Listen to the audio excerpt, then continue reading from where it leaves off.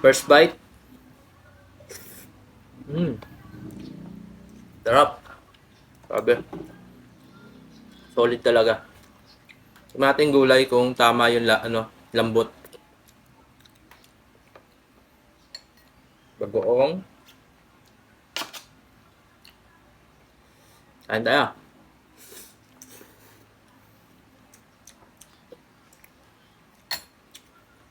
Super. Ngayong araw ay gagawa tayo ng napakasarap na kare-kare. Ang gagamitin nga pala nating karne dito ay ribs ng baboy. Sisimulan nga pala natin sa paggisa ng bawang. Pagkatapos kong gisahin yan, isusunod ko naman tong sibuyas. Gigisahin lang din natin to. After nyan, ibubuhos naman natin dyan yung pinagsabawan ng ribs. Dito sa sabaw ay nakadepende kung gaano karami lulutuin mong kare-kare. Nilagyan ko na nga rin pala to ng pork cubes. Nag-add na nga rin pala ako ng konting patis para may lasa na. Naglagay na rin ako ng konting paminta dyan. Dito sa part na to ay pakukuluan lang natin. After kumulo nyan, lalagyan natin ng pampakulay, yung atswete na tinatawag. Nakadepende kung gaano kakulay yung gusto mo. Ngayon, ilalagay na natin yung peanut butter. Hahaluin lang natin to ng maigi hanggang sa matunaw. Pag goods na yan, ilalagay naman natin yung mani na binlender natin kanina. Halagang 30 pesos na mani nga lang pala yung nabili ko. Makakasiguro na nga talaga ako na itong niluluto ko ay sobrang lapot. Pakukuluan lang nga natin to ng 2 minuto. Ang technique lang dito ay haluin mo lang ng haluin hanggang sa lumapot. Ito yung gusto kong ma-achieve, yung ganto kalapot. Dito ay maglalagay na nga pala tayo ng gulay. Uunahin na natin dyan yung sitaw. Isusunod naman natin dyan yung talong. Ito kasing dalawan to medyo may katigasan, kaya ito na muna yung inuna ko. Pakukuluan lang natin to ng 1 minuto. Napaka-basic lang ng instruction ko, baka hindi mo pa ako masundan yan. After nyan, ilalagay naman natin dyan yung puso ng saging. Imimekos-mekos lang natin yan hanggang sa lumubog. Ngayon, ready na ilagay yung karne na ating pinakuluan kanina. Ito nga pala yung ribs. Ay, grabe talaga. Hindi ko maiwasan matakam. Sa niluluto ko ba naman na to, talagang nakakagutom na. Ngayon, chinecheck ko kung okay na yung 4 na gulay. Kasi isusunod na natin dyan yung pechay.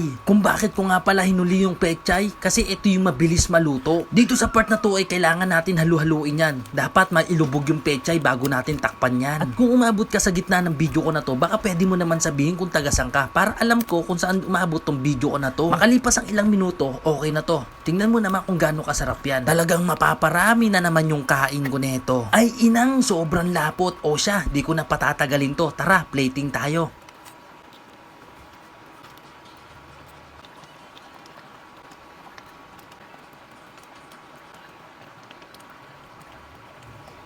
Hey, what's up for today's video? Kakain naman tayo ng kare-kare na niluto natin kanina, no? Ito nga pala yung niluto ko. Ayan. Kare-kare. Tapos, nagawa ako nung nakarang araw ng bagoong. Ito yung gagamitin natin. So, simulan na natin, guys. Nagugutom na rin ako eh. Sarap, guys, oh. Sarap. Diba? Kain tayo. Sarap oh, lapot. Kuha tayo ng konting bagoong kasi medyo maalat. Ito yung magsisilbing alat ng ating kare-kare kasi pag ako nagluluto ng kare-kare, di siya maalat. Medyo matamis kasi gawa ng merong peanut tsaka yung dinurog na peanut, no? Dalawa yan, peanut butter tsaka literal na peanut. So, first bite. Sarap. Sabi. Solid talaga. Yung ating gulay kung tama yung lambot. Bagoong. Kain tayo.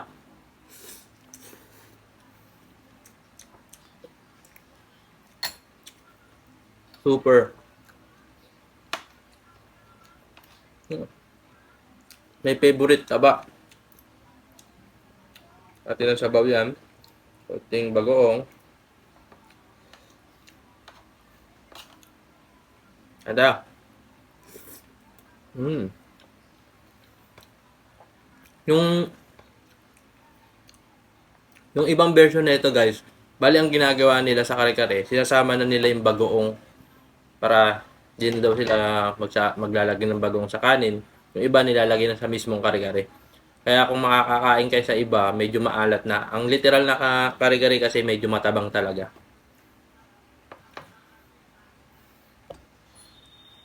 Puso ng saging. Tsaka kare-kare, di mawawala ang puso ng saging guys ha. Pag kayo gagawa ng kare-kare, huwag kayong papayag na walang puso ng saging. Kailangan bumili kayo niyan, maghanap kayo.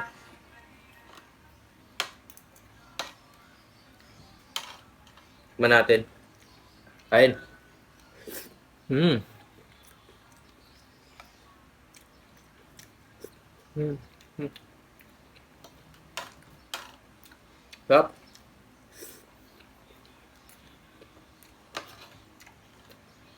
Mm.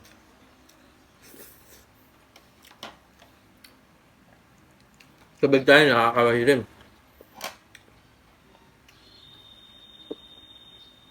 Mm.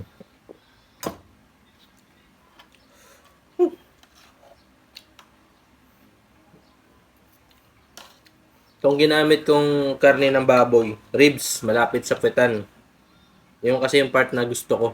Medyo mabuto, tapos mataba na may laman. Eh,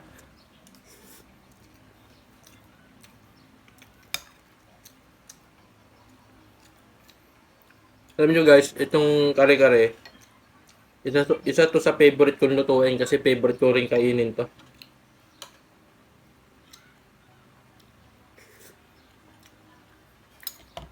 Kuwang-kuha ko kasi yung timpla. Di sa pagyayabang, no?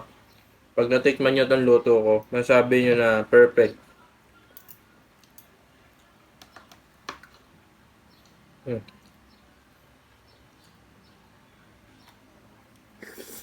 Hmm.